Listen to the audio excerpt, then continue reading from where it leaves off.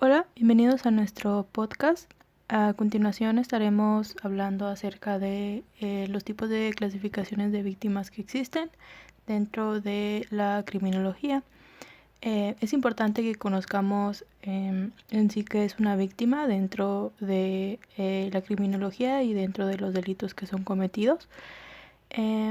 Por definición, se entiende que una víctima es la persona que individual o colectivamente ha sufrido daños directos, tales como lesiones, ya sean transitorias o permanentes, que, por ejemplo, causen algún tipo de discapacidad física, psíquica, sensorial, o también un tipo de sufrimiento emocional, una pérdida financiera, o también que sus derechos fueron puestos en peligro. Entonces, realmente el papel de la víctima y su análisis es muy importante dentro de un delito, ya que esta es una parte clave para, para evitar nuevas víctimas y también pues que con su denuncia se llegue a hacer conocido el delito que fue cometido por el agresor. Como podremos ver a lo largo de estos minutos, realmente cada víctima tiene sus propias características y bueno, sus propias circunstancias también que los pueden llegar a hacer jugar el papel también de un victimario dentro del propio delito que se está cometiendo. Entonces, empezaremos con el primer tipo de víctima, que es la víctima con resistencia reducida. Este tipo de víctima está caracterizada por o bueno, más bien se puede clasificar porque se presenta en distintas circunstancias. Por ejemplo, existe la víctima por estados emocionales, ya sea que sus emociones tienen poca resonancia o realmente no le está permitiendo poner resistencia ante el crimen que se está cometiendo en su contra. También están las víctimas por transiciones normales, que es, bueno, como su nombre lo dice, por el curso natural de su vida. Puede ser algún infante, algún adolescente, algún anciano, que precisamente por la etapa de su vida que está viviendo, pues realmente no le permite defenderse o poner resistencia ante la situación que está pasando como lo haría otra persona. También están las víctimas perversas, que bueno, son individuos que suelen tener ya condiciones que van a lo parasociales o a lo antisociales. Y bueno, ya hay víctimas que se describen pues por su propio nombre, por ejemplo, víctimas bebedoras, víctimas depresivas o víctimas voluntarias. Y bueno, en este tipo de clasificación pues pueden llegar a entrar personas que han sufrido, por ejemplo, violencia dentro de la familia o violencia en su pareja, ya que pues dentro de las consecuencias que esto tiene es realmente toda la afectación que hay en su estado emocional y cómo a lo largo del tiempo y conforme más tiempo esté sufriendo de esta violencia, realmente la persona lo va normalizando y pues va pensando que es correcto y es la única forma en la que puede vivir y por lo tanto ya no le ve sentido a, por ejemplo, denunciar o seguir peleando con su agresor. Entonces, pues lamentablemente este tipo de víctimas son las que entran en esta clasificación.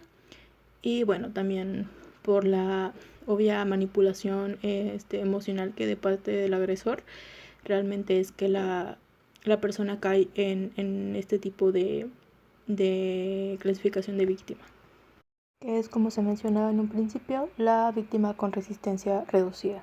Entonces daremos paso a la siguiente clasificación. Hola, ¿qué tal? Mi nombre es Eduardo y en esta ocasión me gustaría contarles un poco al respecto sobre los tipos de víctimas propensas, la cual se divide en víctima indefensa, falsa, inmune, hereditaria, reincidente y convertida en el autor. Comenzaré hablando un poco al respecto de ellas para posteriormente presentarles un caso en el cual existe una víctima que encaja con el perfil correspondiente. Para comenzar tenemos a la víctima indefensa. Esta consiste en un individuo que reduce sus relaciones sociales normales y se aparta, exponiendo así al peligro su integridad, ya que ésta se priva de la protección natural de la comunidad. Podemos ver una representación de esto en la tercera entrega de la saga de películas de terror Scream, donde Sidney, su protagonista, se aísla del mundo tras los acontecimientos de las dos entregas anteriores, y al estar sola resulta vulnerable cuando el asesino termina encontrándola sin nadie más a su alrededor. Dentro de esta misma saga de películas, solo que en la cuarta entrega, contamos con otro tipo de víctima. Esta vez se trata de la víctima falsa.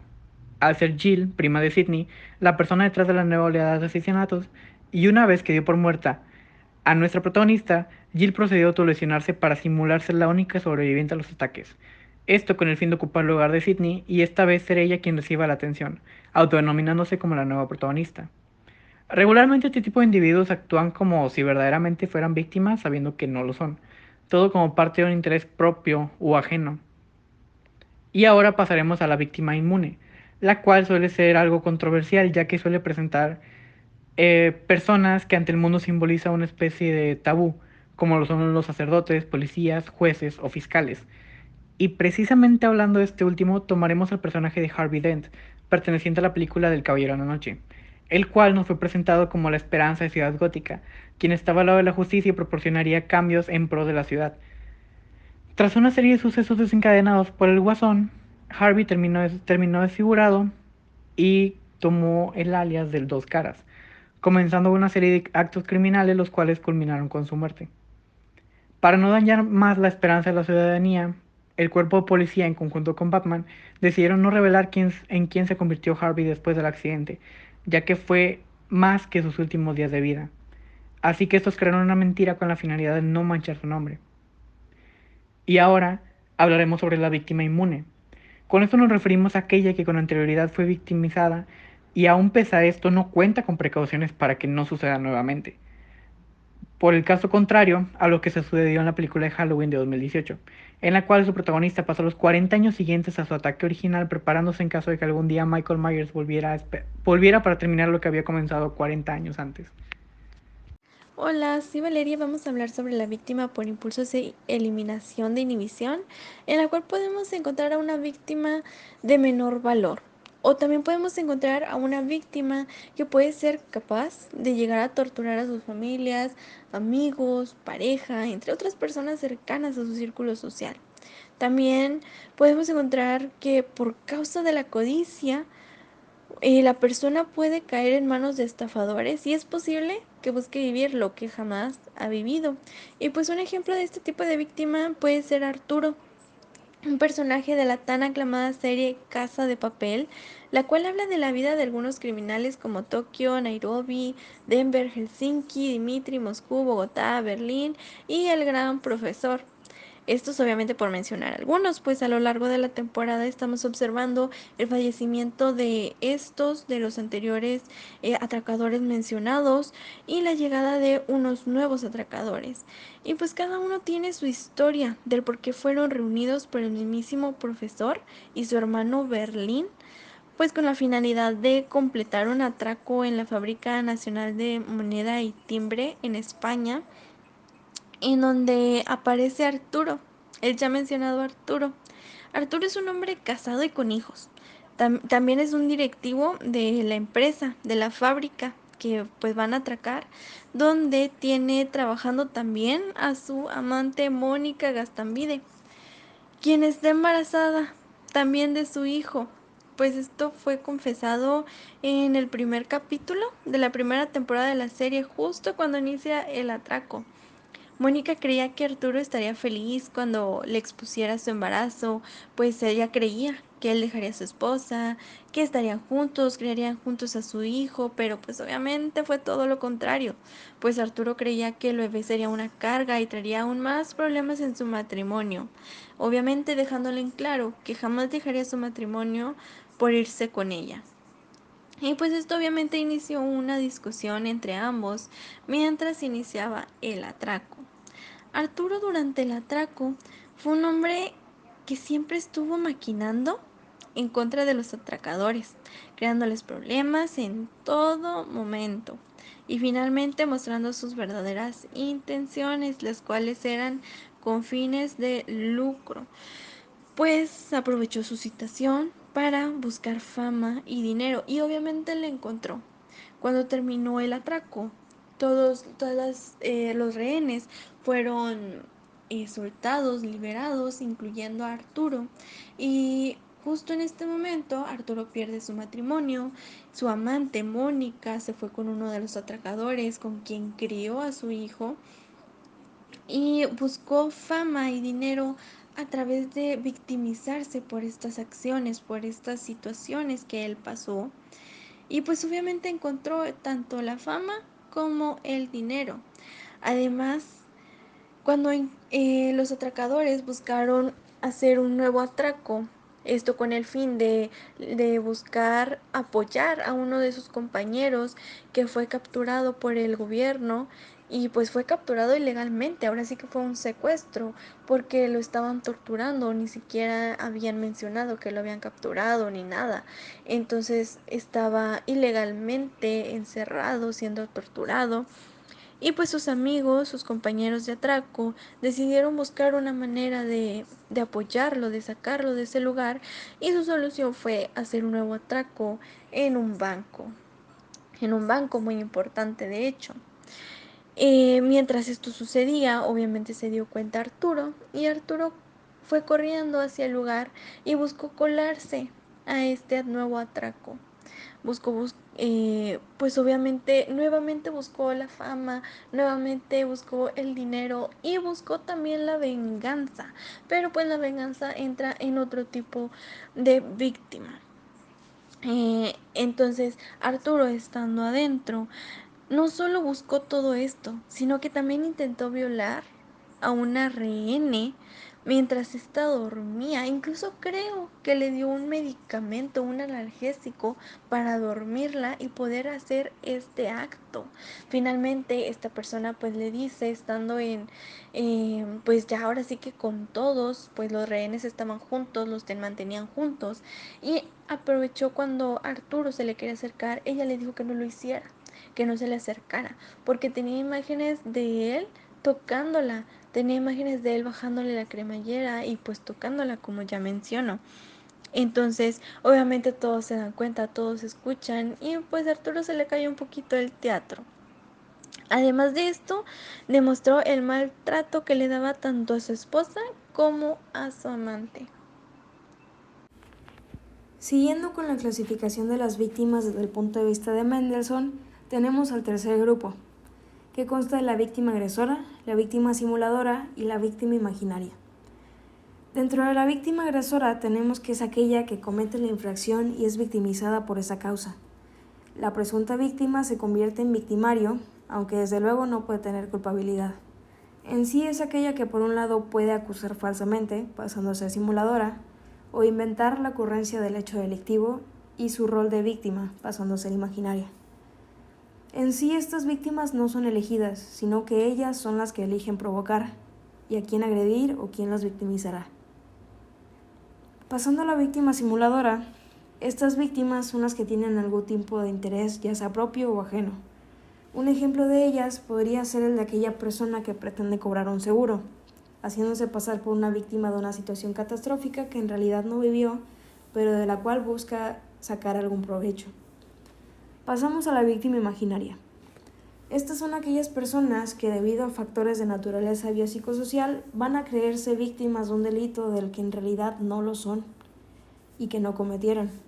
Como por ejemplo, este tipo de víctimas imaginarias las podemos citar a personas que presentan enfermedades mentales.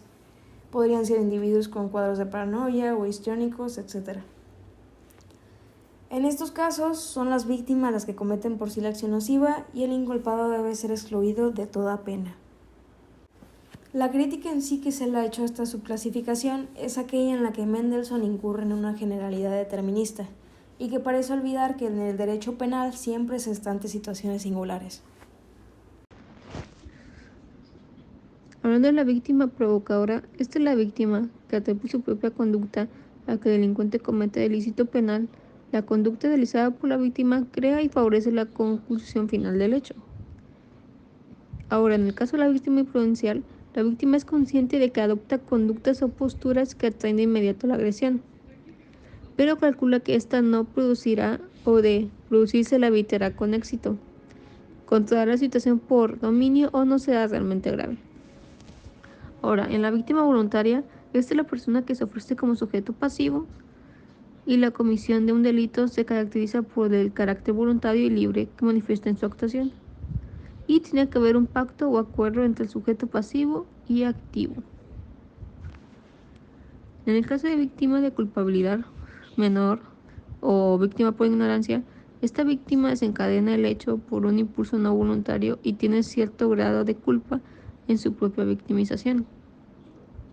Un ejemplo de víctima provocadora está en la película Ya Nunca Más, que trata sobre una señora que trabaja en una cafetería y se enamora de un cliente. Y se casan y tienen su primera hija, y todo iba bien hasta que ella descubre la infidelidad de su marido y lo enfrenta, pero él le dice que no importa lo que haga, ella se tiene que quedar y tiene que aceptar los términos que le ponga. Y la golpea y después de mucho se cansa y ella escapa. Pero él con sus influencias la rastrea por el país y trata de regresar a la fuerza. Entonces ella tuvo una postura de realmente esconderse en el país sin tratar de llamar la atención. Después de todo, ella, para poder calmarse y no tener la preocupación de estar que cambiándose de ciudad a cada rato para no ser encontrada, toma la decisión de enfrentarse a él, pero antes de eso ella toma clases de defensa personal y manda a su hija con una amiga para no ponerla en riesgo. Ella regresa a la ciudad donde está su marido, se mete a su casa sin que él sepa, quita todas las cosas con las que pueda hacerle daño a ella, interfiere los teléfonos y hace todo con tal de que él no tenga escapatoria ni que pueda dañarla. Al final ella logra pues lastimarlo y pues logra ser feliz. Y un ejemplo de un ejemplo de víctima influencial es el caso de Conrad Roy, que es un caso verdadero en donde un joven que es un buen hijo y no se mete en problemas, él tiene una novia y lo encuentran un día muerto en su camioneta, estacionada en un centro comercial, por una sustancia que salió del aire acondicionado de la camioneta y resulta que se suicidó, pero la familia culpa a la novia por diciendo que lo influenció por unos mensajes que contaban de texto en el teléfono de Conrad, pero al final se demuestra que sí lo influenció, pero él también tenía depresión y no se sentía a gusto consigo mismo y él ya no quería estar vivo. La clasificación de las víctimas, podemos encontrar la clasificación por la situación de la víctima. Esta se divide en dos principalmente. La primera que podemos identificar es la víctima aislada. Esta víctima se identifica porque no tiene quien la defienda. Se denota la soledad del anciano, el extranjero o la viuda, por ejemplo. Y bueno, para ilustrar un poquito más de qué se trata esta víctima, podemos recordar el caso de la Mataviejitas. Esta criminal escogía a sus víctimas principalmente mujeres ancianas que estaban solas en sus hogares. Cuando las encontraba solas, ella aprovechaba para poder cometer el acto criminal. El segundo tipo que se puede identificar dentro de la situación de la víctima es por proximidad. Esta víctima se caracteriza por estar a la mano. Se estudia la proximidad excesiva y a veces angustiosa de las aglomeraciones en el transporte público, a veces incluso el hogar y la cuestión laboral. Dentro de esta podemos recordar a Ted Bundy, que se cuenta que hubo una ocasión en la que durante un evento social o donde había mucha gente reunida, él aprovechó y captó la atención de unas muchachas y las llamó para que le ayudaran a hacer algo. Y una vez que las muchachas lo acompañaron, pues aprovechó para cometer el delito con ellas. Ya pudimos escuchar los tipos de clasificaciones de víctimas que existen, entonces esperamos que puedan conocer realmente y que muchas personas cuando se ven involucrados como víctimas dentro de un crimen, pues realmente las circunstancias pueden ser muy diversas y su papel dentro de también puede variar mucho. Es importante que los profesionales no se olviden de la víctima y realmente se le tome la importancia que tiene dentro de no solamente en el proceso que se lleva para un crimen en particular, sino también para la prevención de muchos otros. Y es de vital importancia que se le dé un espacio adecuado en el que se sienta segura, en el que se pueda comunicar y en el que pueda contar su experiencia sin ser juzgada o dañada. Entonces esperamos que hayan disfrutado de este podcast y que hayan aprendido nueva información. Fue un gusto compartir espacio con todos ustedes. Muchas gracias.